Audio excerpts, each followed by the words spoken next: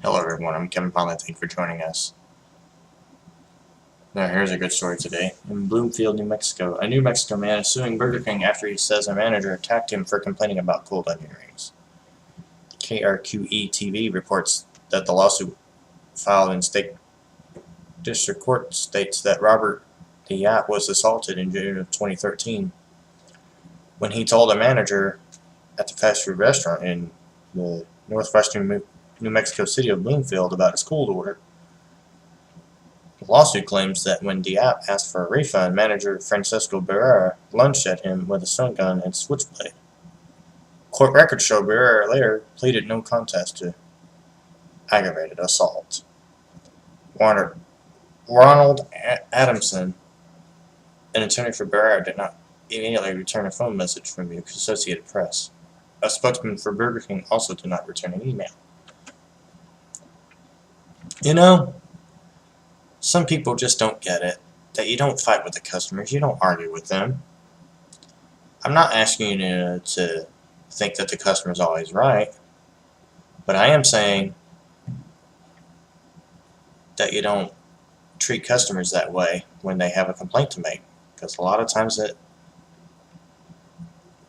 they could be saying, hey, I need you to fix this right, If they haven't heard of the slogan, have it your way from Burger King, then why did he even bother working there? That's the question people would ask.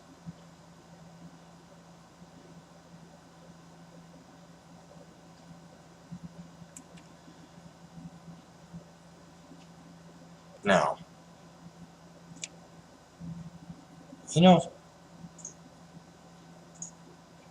it's nice to hear something different once in a while.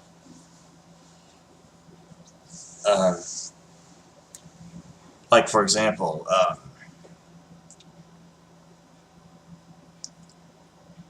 a police officer pulls over this woman whose child wasn't in a car safety seat, and come to find out, she couldn't afford one. So instead of writing her a ticket, the officer decides, nevertheless, I'm going to take you shopping and go get a baby seat so that you could put a child in. If every police officer were like that, it just shows them proof that they're grateful. Because no police officer wants to see anybody in a situation where they can't afford something and then reprimanded later on. That just doesn't sit well with everybody. That's why he did what he did. Rather than hearing about people being arrested, it's nice to hear that a police officer has done something good for a change. It really is.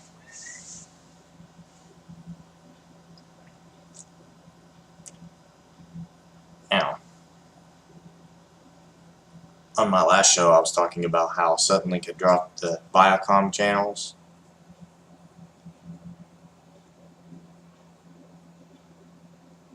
And that is true, they did drop them.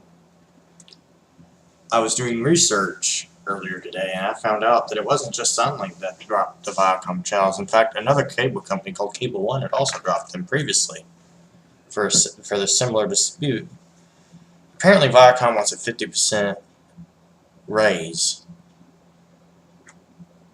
So they're basically saying, raise your customers' bills to 50% higher than usual. I'm like, well, what do you want them to charge for other networks? You're basically asking them to pay more than they have to, and that's not right.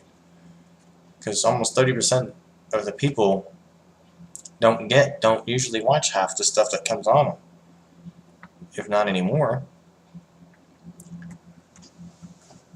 I think most of them have found their way over to Lifetime, where Project Runway comes on, and then you have Dance Moms and all that other stuff. I'm willing to bet that's what they were watching. And if that was the case, I can kind of understand that.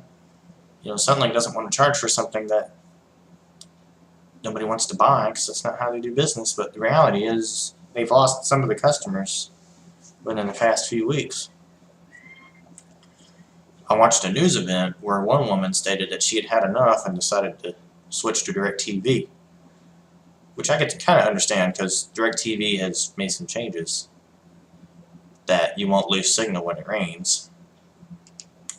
The only way I'll see for myself is if I go to someone's house and watch it with them for a few hours while it rains, you know.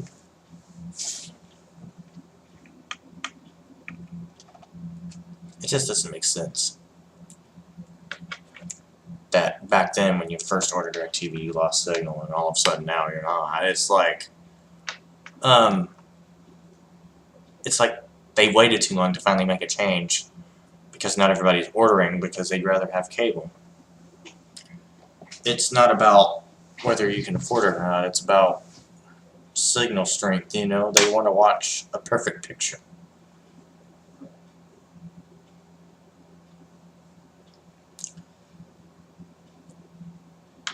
That's going to be my show. Thank you for watching.